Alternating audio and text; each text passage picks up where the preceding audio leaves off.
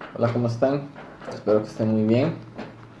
Hoy vamos a comenzar entonces con las enseñanzas de los fundamentos de la fe. Espero que todos tengan el libro Fundamentos de la Fe, que es un libro que está compuesto por 5 capítulos. Hoy vamos a desarrollar el capítulo número 1.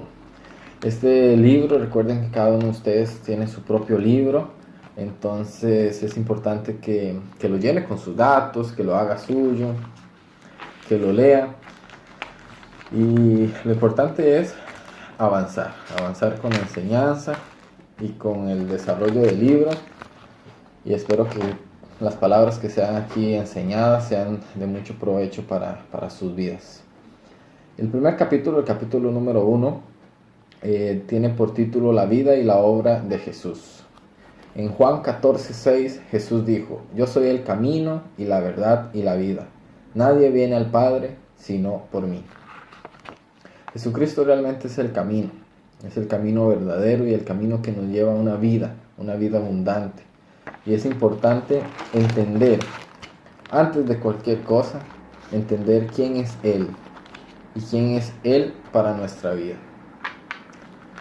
¿Por qué? Porque nosotros no conocimos a Jesús como los discípulos lo conocieron, como hombre, como persona. Hoy conocemos a Jesús como espíritu viviente, como un espíritu que vive en nuestro interior, y un espíritu de un hombre resucitado que nos cuesta mucho entender. Sin embargo, en este primer capítulo, a través de 8 puntos, queremos definir la concepción, nuestro pensamiento, definir cómo cada uno de nosotros pensamos acerca de Jesús. ¿Quién es Jesús? ¿Quién fue? ¿Quién es hoy? Entonces espero que cada uno de estos puntos que vamos a tratar en este primer capítulo sean reveladores para su vida y pueda así entender quién es Jesús para usted, y para cuando alguien allá afuera le pregunte quién es Jesús, usted pueda también tener una base para responder con confianza sobre aquel en la cual nosotros depositamos toda nuestra fe. Jesús no vino solo para traer la verdad. Él dijo: yo soy la verdad. Hoy en día vivimos en una sociedad donde todo es verdadero, donde cualquier cosa se puede aceptar como verdad. Sin embargo, la única verdad que nos lleva a una reconciliación con el Padre es Jesucristo.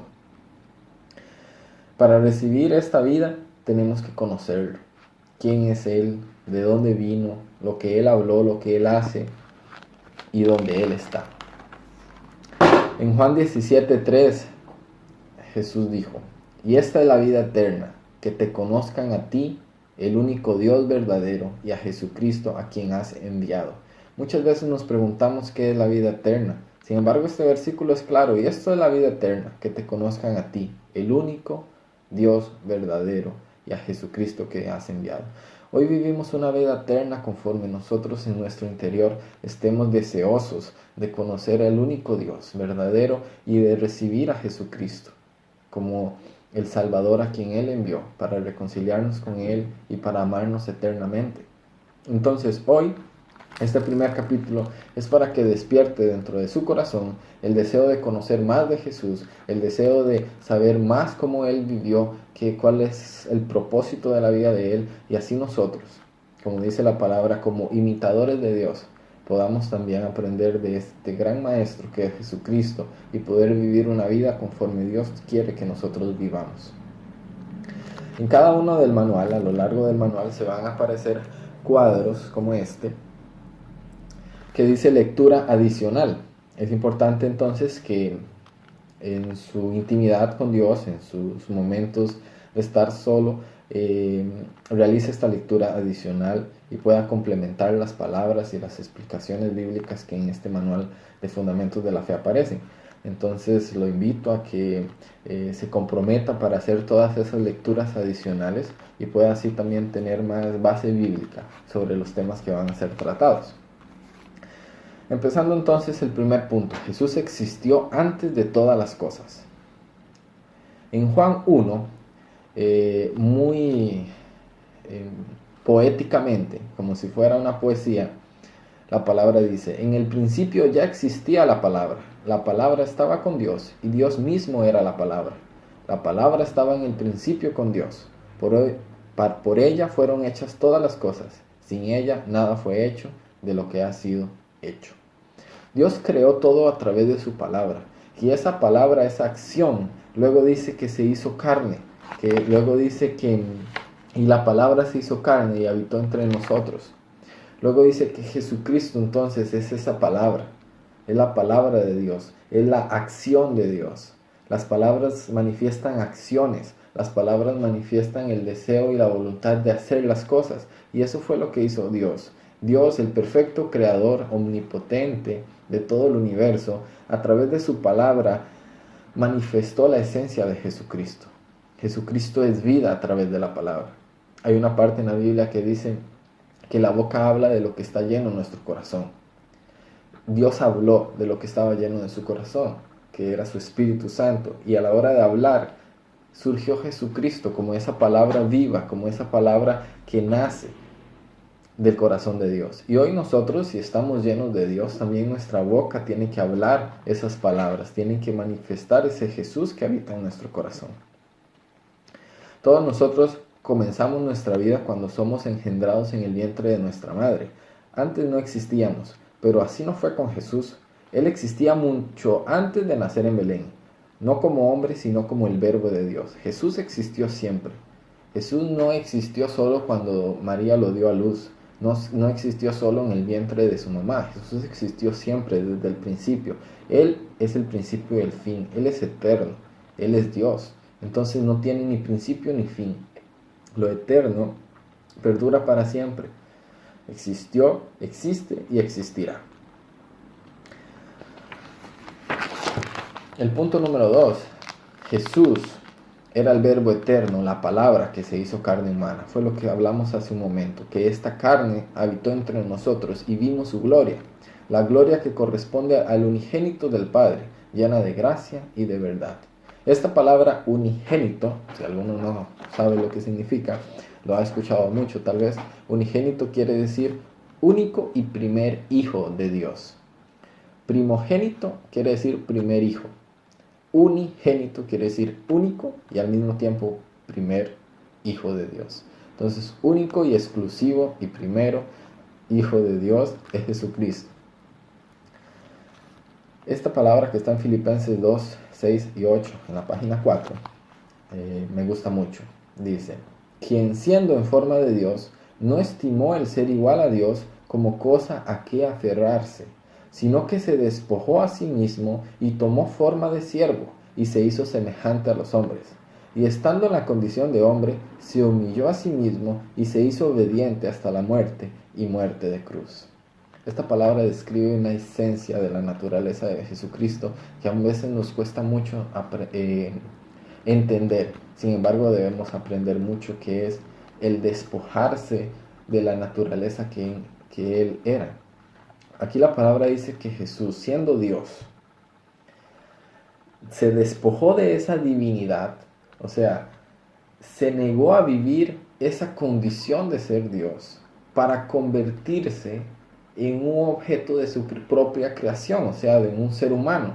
Y en el momento en que el Dios mismo se está convirtiendo en un ser humano, ya ahí hay un momento de humillación. Él se está humillando y decir que siendo Dios se quiere convertir quiere ser semejante a su perfecta creación, que fueron los hombres, que fueron las mujeres, que es el ser humano.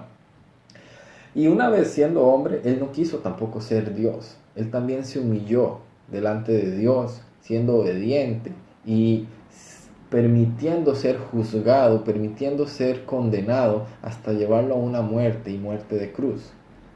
Realmente Jesucristo fue muy humilde, se humilló y se despojó a sí mismo tanto como Dios como hombre. ¿Cómo nos cuesta hoy a nosotros humillarnos y quebrar muchas de las cosas que hay en nuestro interior que sabemos que no están bien? Y muchas veces decimos, no, yo soy así, nací así y así me voy a morir. Jesús no nos enseñó eso. Jesús fue Dios. Y Él dijo, no, yo soy Dios. Allá que hagan lo que sean los hombres. No, Él dijo, yo soy Dios, sin embargo voy a convertirme en hombre para demostrarles a ellos cómo es ser un hombre, cómo es ser un hijo de Dios. Vino a la tierra, nos mostró cómo es ser un hijo de Dios, cómo es reconocer a Dios como Padre.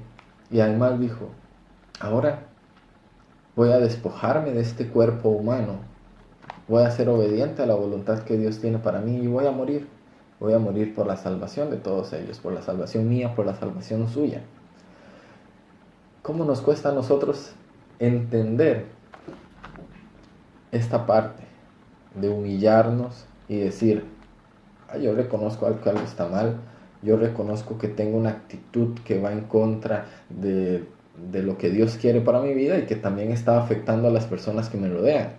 Tal vez soy muy cerrado, me estreso rápidamente por las cosas, o tal vez utilizo palabras muy groseras, o tal vez no tengo mucha paciencia. Y nos damos una palmadita en la espalda diciendo, yo soy así, Dios me creó así, entonces así voy a morir. No, Jesús nos mostró cómo siendo humildes podemos cambiar por el bien, no solo de nosotros, sino por el bien de los demás. Entonces puede ser que ahí en su familia, las personas que están a su alrededor, usted necesita cambiar algo para tener una relación más plena con esas personas. Aprenda de Jesús, que siendo Dios, se transformó en hombres como nosotros y se aproximó de nosotros. Ahora cambie su actitud, cambie su forma de hablar, cambie su temperamento, su carácter, cambie aquellas áreas de la personalidad que sabe que no están bien. Debemos de ser menos cabeza dura y tener un corazón más abierto, más sensible y al Espíritu Santo para que Él nos perfeccione conforme el corazón de Dios.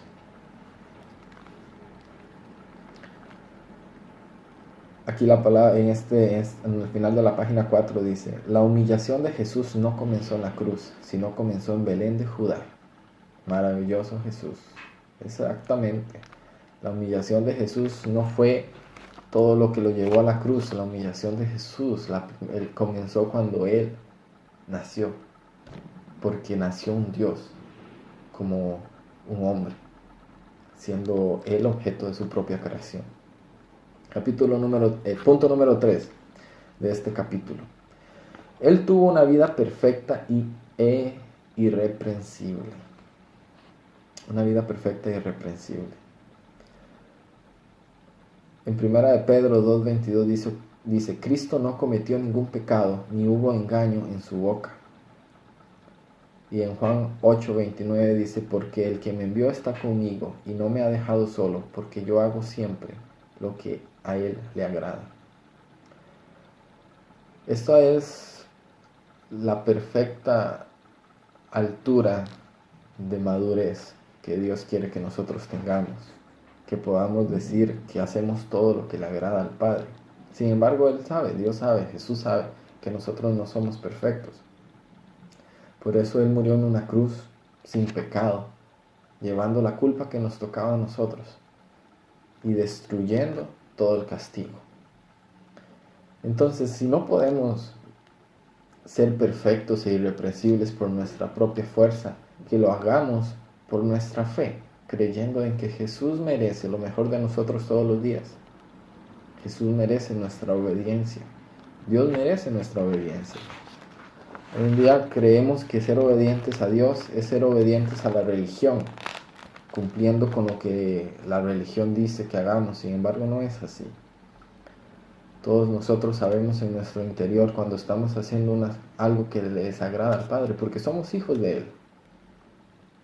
Piensen en ustedes cuando eran niños, adolescentes, o si hay niños y adolescentes que están escuchando en este momento. Ustedes saben que yo sé que yo cuando era niño o adolescente, yo sabía cuando estaba haciendo algo que no le gustaba a papi o mami que hiciera. Yo lo sé. Uno lo reconoce como hijo. De la misma forma como hijos de Dios. Cada uno de nosotros cuando estamos haciendo algo, hay algo en nuestro interior que se llama Espíritu Santo, como una vocecita en la conciencia que dice, no, eso que estás haciendo está mal. Entonces, ¿estamos siendo obedientes para escuchar esa voz o no estamos siendo obedientes y la dejamos? Y entonces, conforme la dejamos de escuchar, va a llegar un punto donde no la vamos a escuchar. Y realmente vamos a estar muy lejos de esa voz, muy lejos de Dios. Entonces, lo invito a que cada vez que usted vaya a tomar una decisión, que usted escuche esa voz que le dice, esto que está haciendo está mal, que le pida ayuda para dejarlo de hacer al Espíritu Santo. Dígale, Espíritu Santo, ayúdame, ya no quiero hacerlo más. Para así también nosotros caminar hacia la perfección, así como Cristo fue perfecto, Cristo fue santo. La palabra dice, sean santos como yo soy santo, es lo que dice Dios. Sean santos como Él es santo. Punto número 4. Él hizo una obra tremenda y grandiosa. En Hechos 2:22 dice, varones israelitas, escuchen mis palabras. Jesús Nazareno, que fue el varón que Dios aprobó entre ustedes por las maravillas, prodigios y señales que hizo por medio de él, como ustedes mismos lo saben. Todos los 4 evangelios, Mateo, Lucas, Marcos y Juan, describen la gran obra que hizo Jesucristo, las señales, las maravillas, los milagros. Sin embargo, ¿será que eso ya acabó? ¿Será que los milagros, las señales de Jesucristo acabaron? Desde mi punto de vista, no. Y desde el punto de vista de la Biblia, tampoco. Porque la palabra dice que todos aquellos que creen en Jesucristo podrán hacer incluso obras mucho mayores a las que Él hizo. Jesús dijo, si creen en mí, mayores cosas harán en mi nombre. Mayores obras que estas harán en mi nombre. Jesús estaba diciéndole a los discípulos. Entonces, si verdaderamente tenemos un corazón con fe, si verdaderamente tenemos fe en Jesucristo, en su nombre, en quién es Él, verdaderamente los señales, los milagros, las maravillas, la obra de poder y de gloria de Dios se pueden y se continuarán manifestando aquí en la tierra. Punto número 5, Él murió por nuestros pecados. Eso fue uno de los propósitos de Jesucristo, venir aquí en la tierra, morir por nuestros pecados, morir para pagar el precio de cada uno de nuestros pecados. En 2 Corintios 5:21 dice, al que no cometió ningún pecado, por nosotros Dios lo hizo pecado, para que en él nosotros fuéramos hechos justicia de Dios. Usted es justicia de Dios. Yo soy justicia de Dios. Muchas veces yo escucho allá afuera en la calle que la gente dice, es que Dios no es justo. Es que si Dios fuera justo, los niños en África no se morirían de hambre. Si Dios fuera justo, no hubieran guerras. Si Dios fuera justo, las mujeres no serían violadas. Eso no tiene que ver con la justicia de Dios. Está mal empleado el término, porque la justicia de Dios somos todos aquellos que creemos en Él, todos aquellos que recibimos a Jesucristo como su Señor, como su Salvador, todos aquellos que creemos que Jesús murió por nuestros pecados. Todos esos somos justicia de Dios. ¿Y por qué somos justicia de Dios? Primero, porque Dios nos creó para vivir en una relación íntima entre Él y nosotros. Y el pecado estaba dividiendo esa relación. Entonces Jesucristo vino, murió por nosotros, perdonó nuestros pecados y entonces nos volvió a unir al Padre. Entonces, ¿para qué? Para que Él sea justo con el propósito que Él nos creó, establecer una relación de padre e hijo. Y segundo, somos justicia de Dios aquí en la tierra. Si el mundo ahorita está viviendo muchas injusticias, es porque los hijos de Dios no han tomado su lugar en la sociedad como corresponde. Es porque los hijos de Dios no han manifestado la justicia de Dios, que es el perdón de los pecados, que es el verdadero amor. Los hombres, por el contrario, hacen violencia para erradicar la violencia, combaten la ira, combaten las guerras con más guerras. El mundo lo que necesita es el amor de Cristo en todos los hijos de Dios, para todas las áreas de la sociedad, para todos los problemas que la sociedad está pasando. Necesitan el amor de Cristo en las personas para que las personas hablen de Jesucristo y aquellos que están haciendo el mal en la sociedad se conviertan, sean perdonados y reconciliados así como nosotros lo somos. Y así veremos la justicia de Dios. Entonces, cuando allá afuera volvamos a escuchar Dios no es justo, nosotros podemos tener discernimiento hoy y decir, yo soy la justicia de Dios. El que yo esté vivo hoy y sienta el amor de Dios en mi vida y me pueda relacionar con Él, eso es justicia de Dios. El que yo pueda hablarle a otra persona es justicia de Dios. Aquí dice que todas las personas hablan y hasta los incrédulos saben que Jesús murió por nuestros pecados, pero no tienen revelación espiritual de esto. Mientras no se sabe el por qué, fue necesaria esa muerte.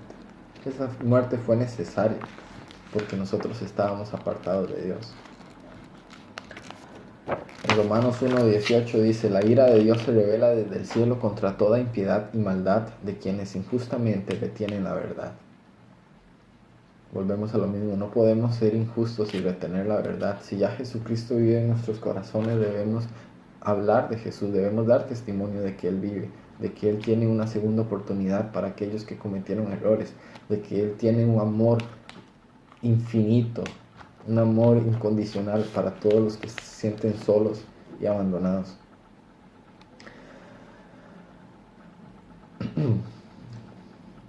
En Romanos 6:23 dice que la paga del pecado es la muerte. Muchas veces nosotros cuando estamos lejos de Dios nos sentimos muertos. Estamos tan llenos de pecado que nos sentimos muertos.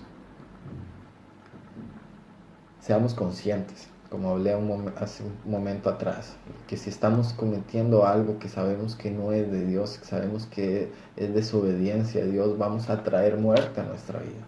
Vamos a traer muerte a diferentes áreas de nuestra vida.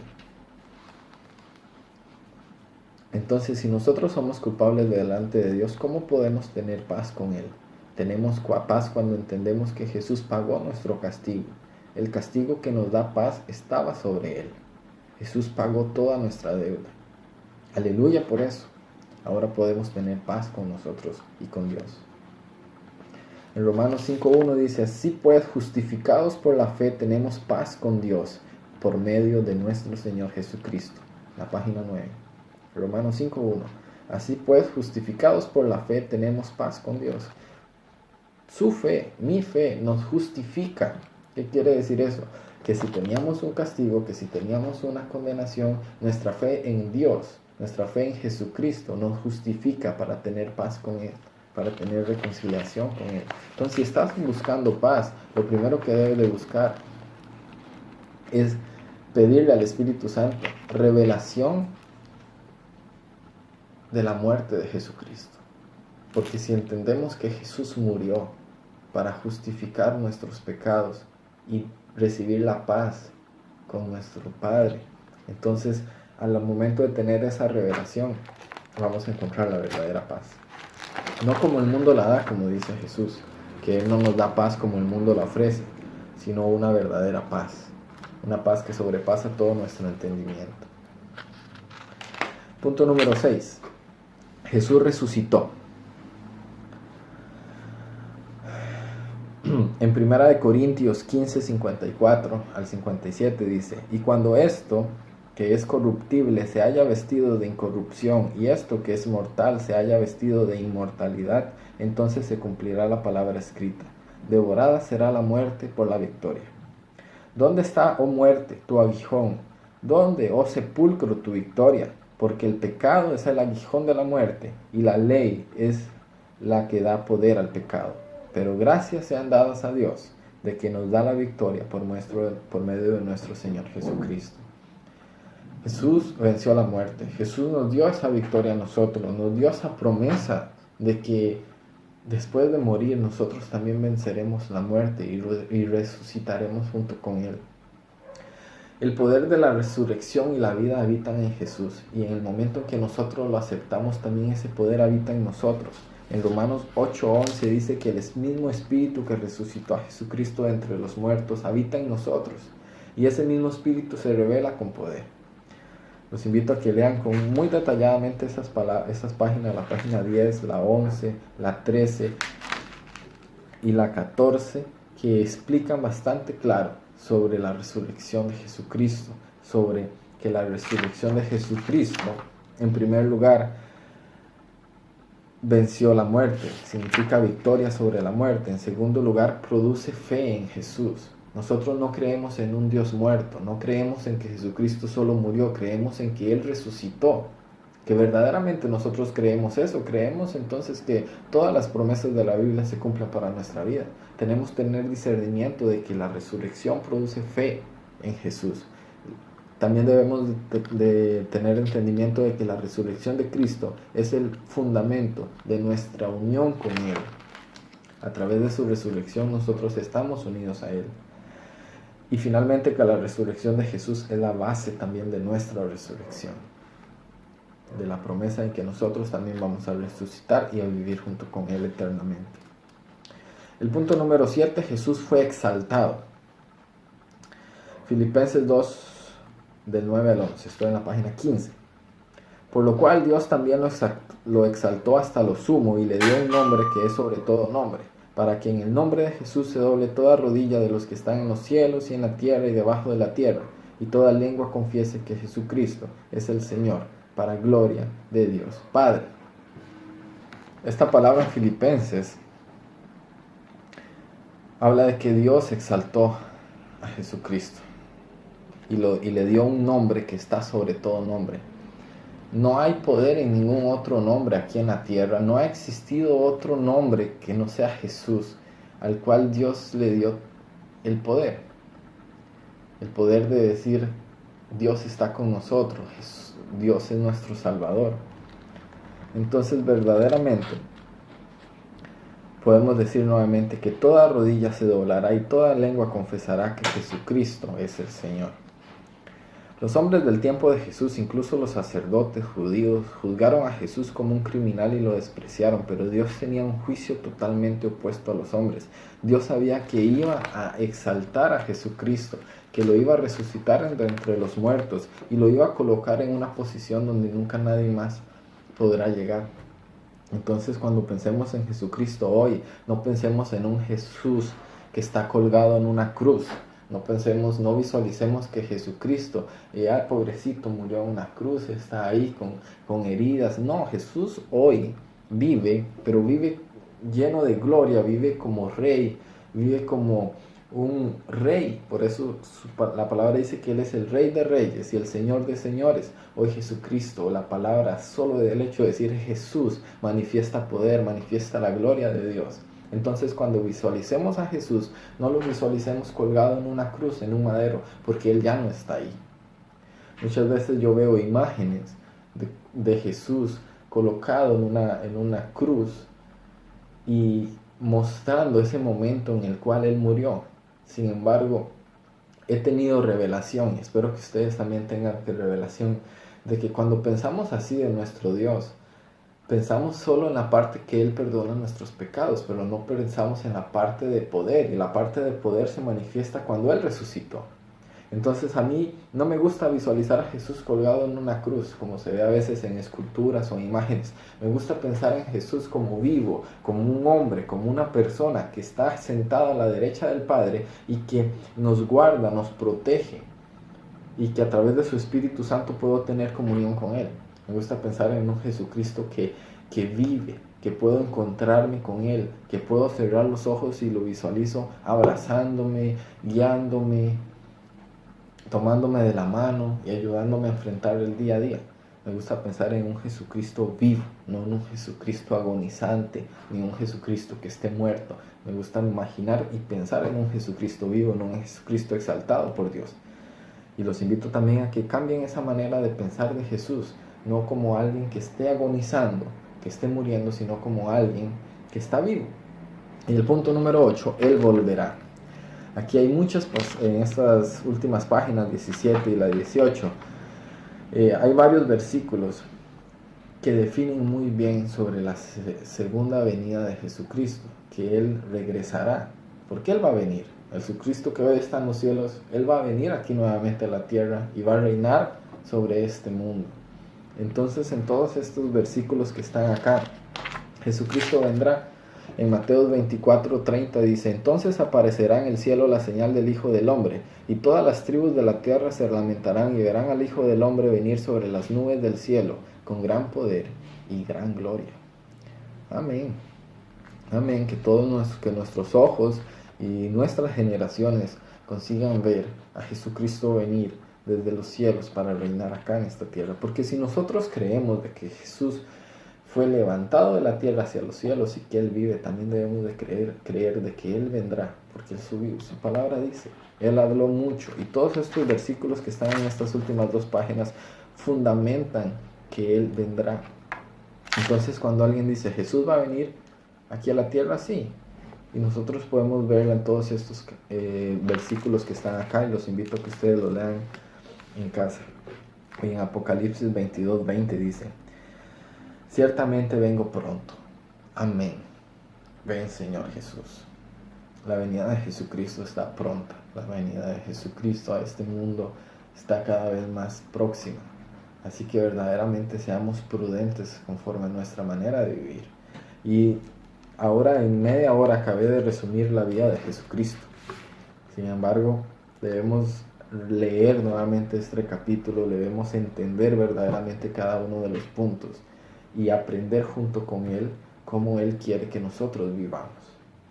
Entonces, cuando ya tengas reflexión de esto que acabas de leer, de que acabas de escuchar en el video, entonces lo invito a que puedas llenar esta parte. Al final de cada capítulo viene una parte que dice reflexión, qué me gustó más de este capítulo, y pueda escribir ahí, pueda escribir lo que más le gustó, lo que más le llamó la atención, y también ejerce su memoria, porque la palabra es de Dios, la Biblia, es bueno que nosotros la aprendamos y la aprendamos de memoria, para así también cuando hablamos con personas y queremos compartirle una palabra, ya tengamos también eso en nuestra mente.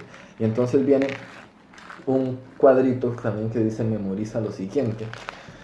Y ahí vienen 2 versículos a memorizar, que está en 2 Corintios 5, 14, 15, ustedes lo pueden leer. Y también memorizar que somos embajadores de Cristo, traemos su gloria a los hombres a través de la adoración. Es las primeras palabras de nuestra declaración de propósitos como embajada cristiana.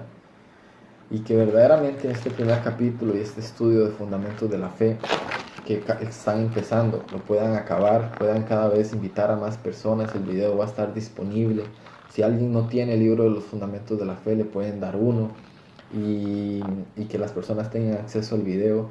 Y entonces verdaderamente la palabra de Dios nos haga crecer en nuestro corazón, nos haga aumentar nuestra fe, y como dice el título del manual, nuestra fe sea fundamentada, pero no una fe cualquiera, sino una fe de un embajador de Cristo, una fe de alguien que representa a Jesucristo aquí en la tierra, una fe de alguien que tiene entendimiento de que además de creer en Jesús, somos llamados a ser hijos, a ser discípulos y a ser embajadores de Cristo aquí en la tierra. Dios los bendiga. Estaremos orando por ustedes, y los invito ahora, a partir de este momento, después de que han asistido a este video, puedan orar, se tomen de las manos, oren y le pidan a Dios que la revelación de Jesucristo llegue a sus corazones, y que cada día vivan teniendo más discernimiento de que Jesús está más cerca de lo que nosotros imaginamos. Dios los bendiga.